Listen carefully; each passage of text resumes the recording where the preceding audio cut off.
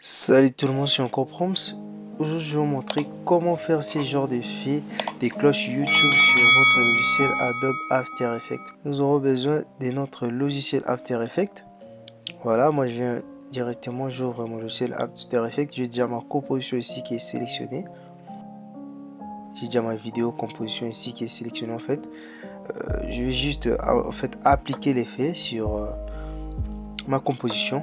Ça dépend, vous pouvez mettre une vidéo, tout comme vous pouvez mettre une photo, tout comme une composition aussi. Voilà. Hormis ça, nous aurons aussi besoin de trois outils nécessaires vraiment. Nos PNG ici. Nous avons la première cloche qui est là. En fait, c'est la forme de la cloche qu'on a créée aussi sur Illustrator. La première forme de la cloche, nous avons la deuxième forme de la cloche. Et puis, nous avons notre souris ici. Et les trois outils nécessaires qui vont nous servir en fait à réaliser notre effet. Voilà, je vais sur After Effects. Je vais introduire, en fait, je vais sélectionner tous mes trois PNG. Je vais les introduire. Voilà, c'est écrit copier ici. Je vais les déposer sur mon projet. Voilà, ils sont là. Ce n'est pas directement appliqué, en fait, l'effet n'est pas directement appliqué à notre écran. C'est normal. Je vais venir sélectionner, en fait, les deux cloches ici. J'ai ma première cloche et ma deuxième cloche. Je viens les déposer ici. Voilà, je vais les déposer au-dessus de ma composition. Nous voyons que ça a un peu couvert tout l'écran. Nous allons l'ajuster en fait à la taille normale ou à la taille nécessaire. La taille qu'il nous faut, bien sûr. Je viens ici dans la petite fléchette qui est ici. Il y a écrit transform. Je vais transformer. Je viens ici dans Scale. Pour ceux qui ont Adobe After Effects en français, il y aurait écrit échelle. Je viens dans échelle ici. Je vais en fait réduire la taille de l'échelle. Je vais réduire la taille de l'échelle. Voilà. J'ai réduit la taille de l'échelle. Je vais un peu centraliser en fait. Je vais un peu centraliser. Voilà.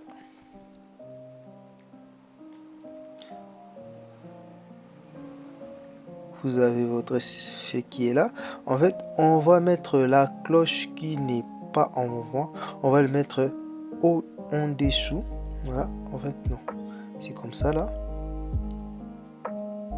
La cloche qui n'est pas en mouvement, on va le mettre en dessous.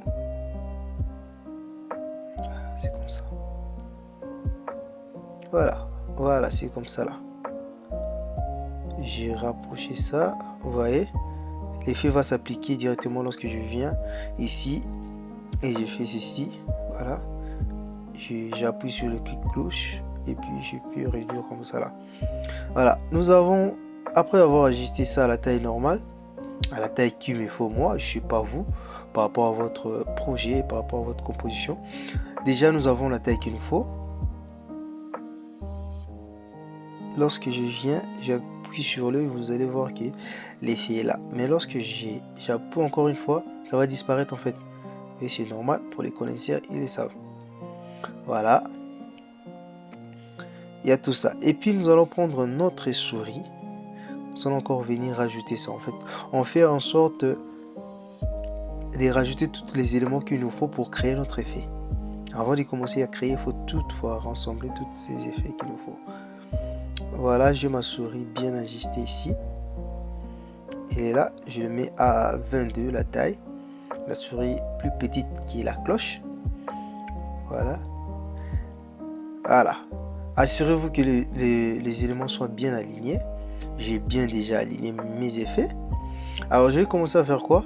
Je vais en fait donner la première forme. Je vais faire ceci, clic gauche. J'ai réduit en fait l'espace-temps. Voilà. Il me reste que ma cloche qui n'est pas en fait en mouvement. La cloche qui est sec ici. Alors je vais faire quoi? Je vais l'animer. Je vais faire en sorte que la cloche vienne du bas vers le haut. Je viens ici dans la petite fléchette qui est là. Je viens dans la position ici. La position.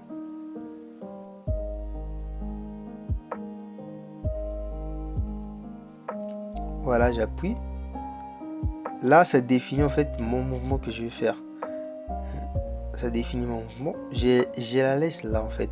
Parce que c'est là que le mouvement doit finir. Doit prendre fin. Je repars en fait dans le début de ma composition ici. Je repars au début.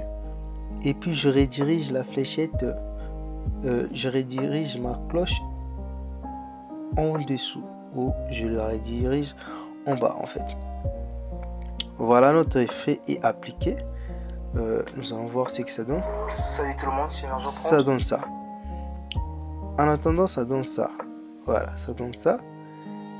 Et j'aimerais bien qu'il y aura, qu'il y ait un effet en fait vraiment tendance en fait. Alors, je vais faire quoi? Je vais un peu la dépasser de quelques centimètres comme ça là. Et puis voilà, ça va donner en fait cet effet. Salut tout le monde, c'est Jean-Paul. Voilà, ce n'est pas tellement bien appliqué. On va essayer d'ajuster ça. Puis on va revoir.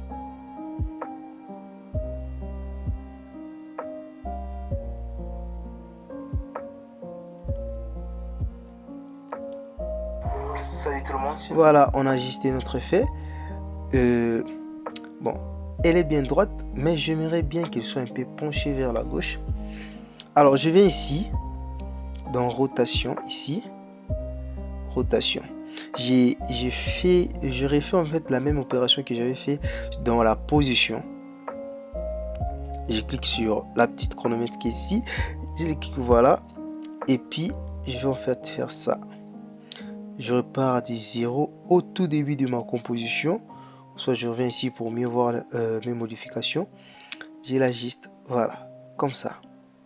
Et puis, je prends les keyframes ici. Je l'amène vers le tout début de ma composition. Et puis tac, ça va faire ça. En fait, le mouvement n'est pas assez réel. Voilà, c'est que ça donne. C'est déjà bon par rapport à l'idée. C'est déjà bon par rapport à l'idée. Et c'est qu'on veut faire aussi. Voilà. Par là, nous en avons fini avec ça. Alors, la deuxième étape sera de quoi? C'est en fait d'animer la souris. D'animer la souris. Dès que ça s'arrête, on anime notre souris qui est là. Voilà. Alors, pour avoir l'animation de ma souris, je fais quoi? Pour avoir cette animation de la souris, en fait, je vais cliquer sur ma souris ici.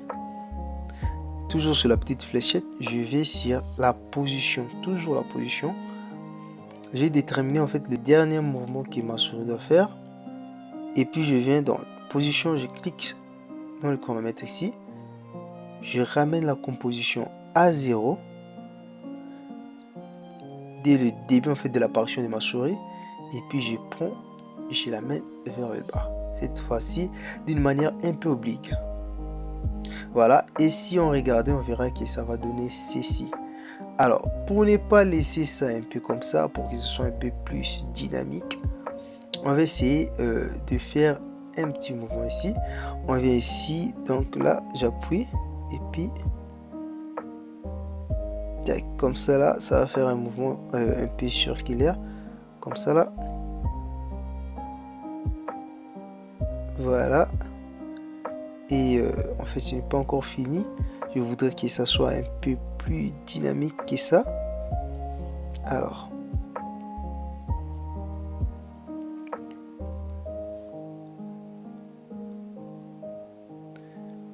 Du coup, je laisse ça juste comme ça là. Vous avez déjà une idée. Voilà. Alors, ça va passer en fait. Ça va passer après avoir cliqué. Je viens ici sur le petit bouton qui est ici. Et puis, je vais appuyer. Voilà. Pour redéfinir en fait la composition. Donner un petit temps de réaction. Et puis, je vais faire la souris.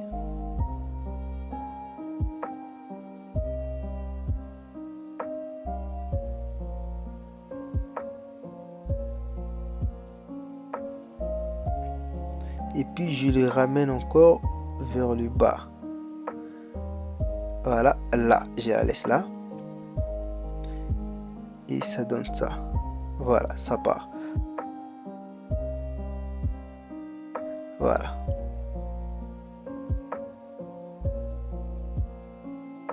va exécuter en fait la même opération qui va consister à donner en fait du dynamisme à la chose, que ça fasse un peu en fait plus réaliste. Voilà, on recommence dès le début pour voir ce que ça donne déjà. Voilà, ça donne quelque chose comme ça là. Voilà. Maintenant, je voudrais bien que le fait clique, donc en fait que la souris clique sur la clochette avant de partir. Alors pour avoir cet effet, je viens jusqu'ici, là où la souris vient pointer sur la clochette. Je repars voir ma clochette en fait. Ici là, j'ai les paramètres de ma clochette ici. Voilà, je laisse d'abord la clochette. Je reviens sur ma souris. J'ai l'échelle ici. Je vais en fait activer l'échelle. Je vais activer l'échelle. Regardez bien cet alignement. Je vais activer l'échelle. Je pousse de quelques secondes d'image. Il y a ma clochette ici qui est sélectionnée à 22. Je la resélectionne. Je le mets peut-être à 19. Voilà, 19. Et puis, je reviens encore à l'autre image. Je les remets à 22. Voilà. Et puis, on va essayer un peu d'ajuster ça.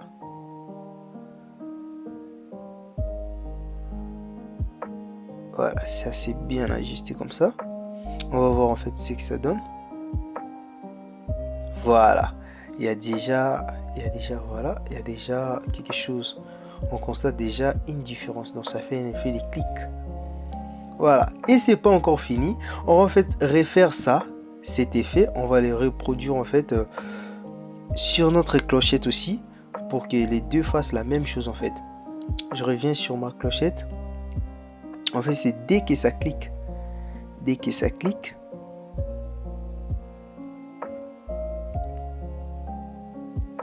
Dès que ça clique, je vais en fait voir cet effet dès que ça clique. Je viens ici. Voilà, je pars sur échelle. J'active les keyframes. Je vais sur 44 ici. On laisse ça à 44. Je vais déplacer quelques images près. On va mettre ça à 40. 40. Et puis je déplace encore de l'image. Et puis on va remettre ça en fait à 44. Voilà.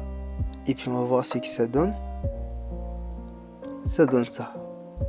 On a l'impression en fait d'appuyer sur la cloche. Voilà, c'est plus réaliste que ça.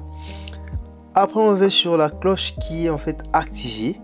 Puisque là la cloche n'était pas activée. Pour activer maintenant la cloche, on va directement introduire ça là.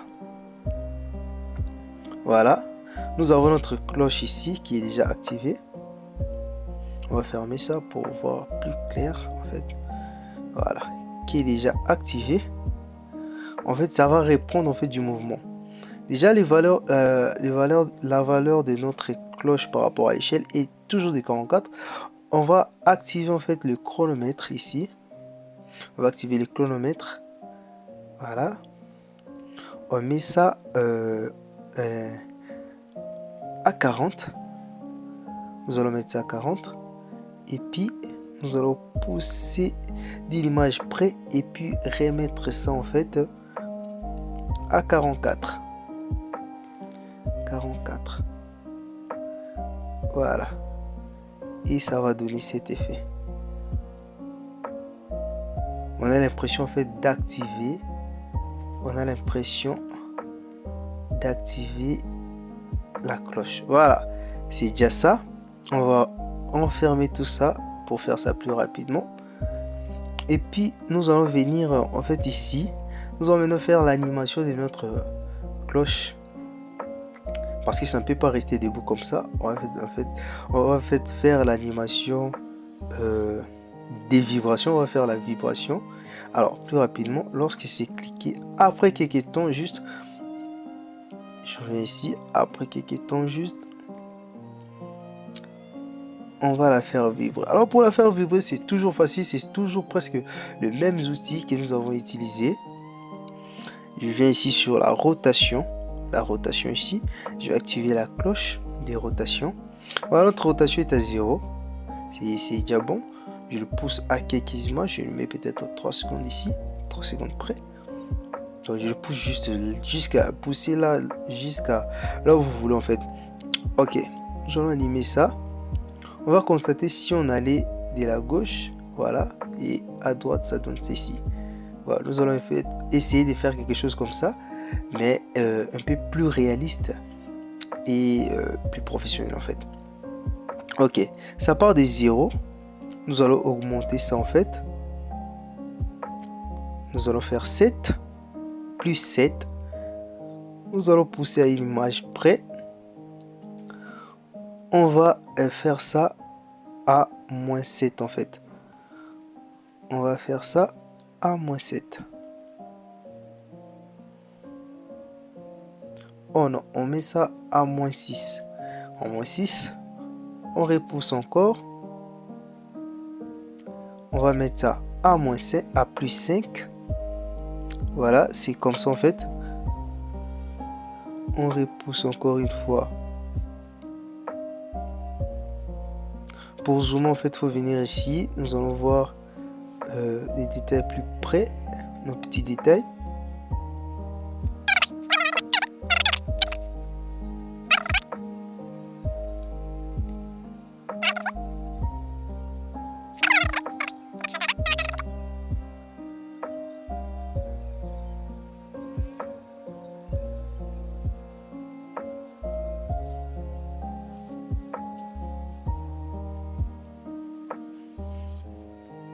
Voilà, on a déjà tout fait, on va voir ce que ça donne. Voilà, ça donne ça. C'est déjà un effet un peu cool à voir. On va recommencer tout à 0 et puis on va voir ce que ça donne à la fin.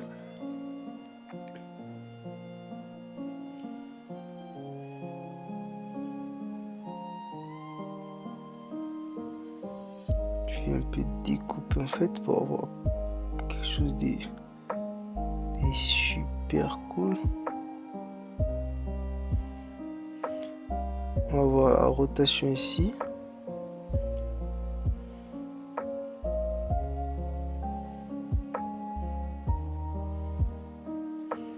La rotation doit partir en fait des 0. Voilà, comme c'était prévu en avance. Voilà. Et c'est ça. Voilà, nous avons notre effet. Ça a déjà été un peu long. Voilà, c'était en fait pour mieux vous faire comprendre. Vous savez maintenant comment faire votre effet sur After Effects. Voilà, notre formation continue en fait. Un jour, un tuto. Ça continue. Abonnez-vous. N'hésitez surtout pas à partager et à liker. Voilà, on va voir ce que ça donne à la fin. Voilà, ça donne cet effet un peu super cool. Voilà. Bon, je vous dis à la prochaine. Et surtout, n'oubliez pas, abonnez-vous, partagez pour des contenus plus créatifs. Ciao.